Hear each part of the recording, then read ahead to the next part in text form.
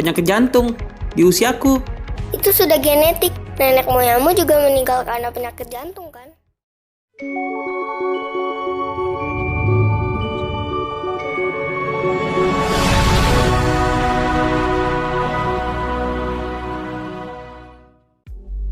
Itu sudah genetik. Nenek moyangmu juga meninggal karena penyakit jantung kan? Itu... Aku sangat terkejut sampai tidak bisa menjawab pertanyaannya.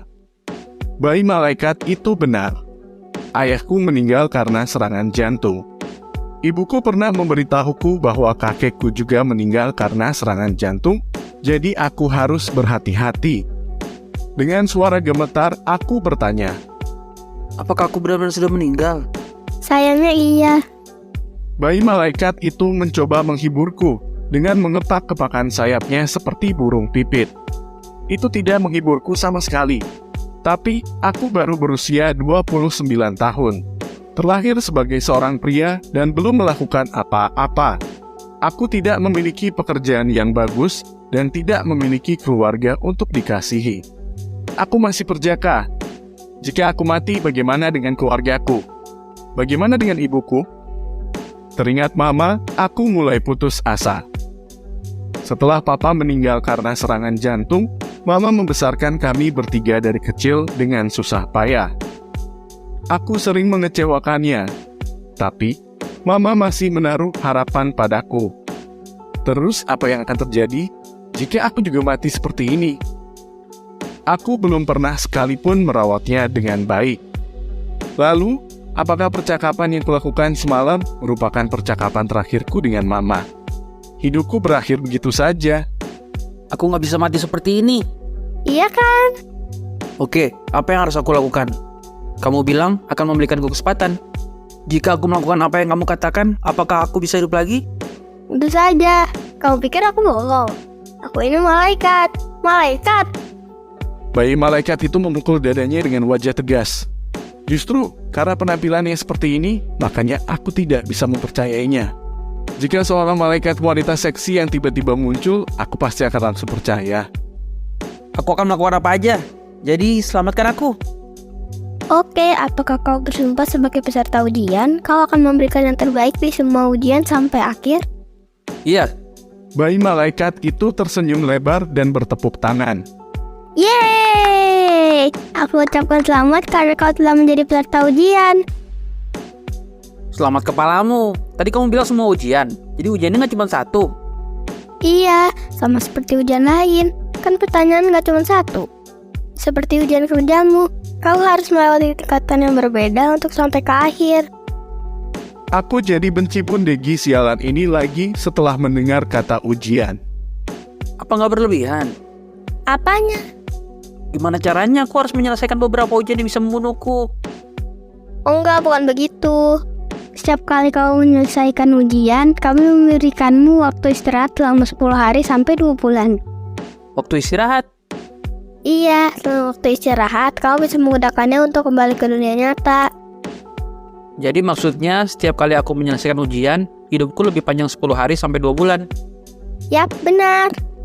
Lalu apa yang terjadi saat aku meninggal saat ujian? Apakah rohku lenyap begitu saja atau... Gak ada hal seperti itu. Kau hanya akan berakhir ke akhirat seperti yang sudah direncanakan. Jadi sebenarnya kau tidak rugi apa-apa. Ya, aku tidak rugi apa-apa. Dan setiap kali kau menyelesaikan ujian, kau akan mendapatkan hadiah.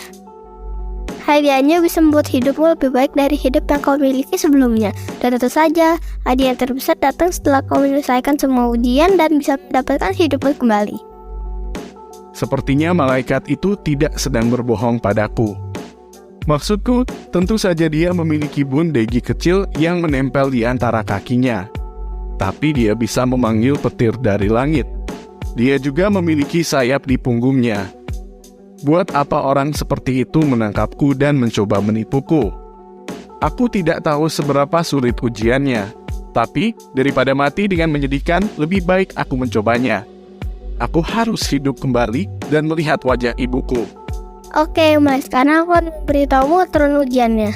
Pertama-tama sebutkan status board. Status board? Apa itu? Tiba-tiba, di depan mataku ada papan seukuran buku tulis. Ini apa? Aku kaget. Aku memandangi papan yang tergantung di udara itu. Di papan itu tertulis hal-hal berikut. Nama, Kim Hyun Ho.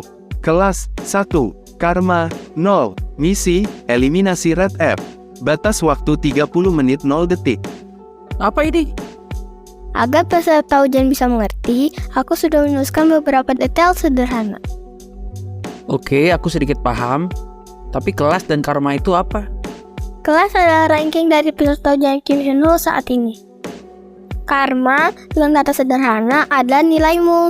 Jadi semakin baik kamu melakukan ujian, semakin banyak poin yang bisa kamu dapatkan. Jadi lebih banyak karma lebih baik. Tentu saja, setelah kau menyelesaikan ujian dengan karma yang kau punya, kau bisa mendapatkan hadiah. Jadi semakin banyak karma yang kau dapatkan, hadiahnya semakin bagus. Aku berpikir dengan hati-hati. Dan bertanya lagi. Dari hadiah yang bisa aku dapatkan menggunakan karma, apakah ada sesuatu yang bisa membantuku dalam ujian selanjutnya? Ya tentu saja, kau bisa mendapatkan senjata yang bagus, seni bela diri, sihir, dan kekuatan super. Gunakan karma dengan bijak untuk meningkatkan kekuatanmu agar bisa menyelesaikan semua ujian. Tiba-tiba papan tersebut lenyap begitu saja. Jika kau membiarkan papan itu cukup lama, ia akan menghilang sendiri. Status board. Saat aku menyebutnya, papan itu muncul kembali di depan mataku. Bayi malaikat itu tersenyum licik. Papan itu adalah objek gaib. Karena itu adalah objek gaib, itu tidak akan mengganggumu dan tidak akan terlihat orang lain. Jika kau melemparnya kemanapun, ia akan hilang. Benarkah? Aku mengambil papan itu dan membuangnya. Papan itu membentuk parabola, lalu menghilang begitu saja. Asik juga. Namun, mengecewakan juga. Karena itu adalah objek gaib, aku tidak bisa menggunakannya sebagai perisai atau senjata dalam kondisi darurat. Bayi malaikat itu menepuk tangannya. Oke, sekarang sudah paham kan? Mari kita mulai ujiannya. Tunggu. Aku dengan cepat menghentikan malaikat itu. Apa maksudmu aku sudah paham? Sebelum aku ikut atau tidak ikut ujianmu, beritahu aku dulu apa itu Red F. Dasar bodegi sialan. Kau harus cari tahu sendiri. Dasar anak nakal. Beritahu padaku, apakah itu binatang, tanaman, atau serangga? Hus, sudah pergi sana.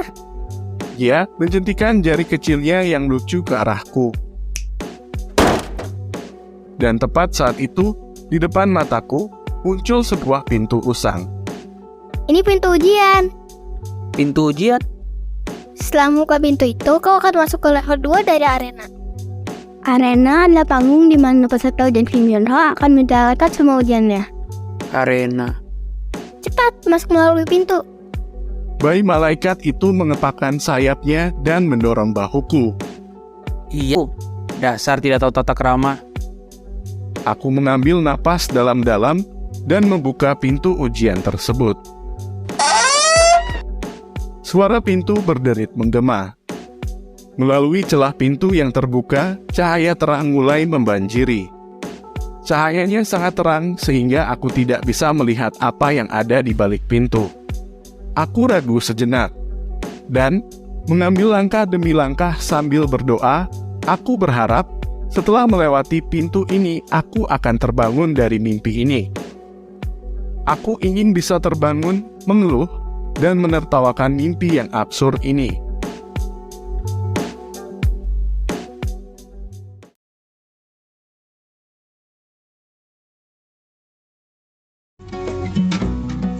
Terima kasih sudah menonton video ini. Kalau kalian suka dengan video ini, jangan lupa like dan subscribe ya. Kalau ada saran novel yang ingin dibuat visualnya, bisa tulis di kolom komentar. Sampai jumpa di video berikutnya.